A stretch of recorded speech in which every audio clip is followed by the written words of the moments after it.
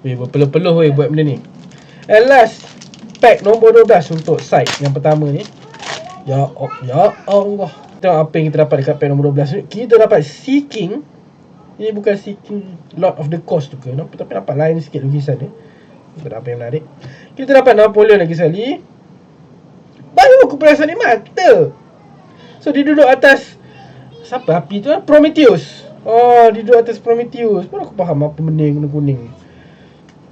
Shaka. Tapi alah, kurang menarik lah gambar dia. Tak dapat lawan Pythagoras tadi lah. Kurang sikit. Bukan taste aku lah.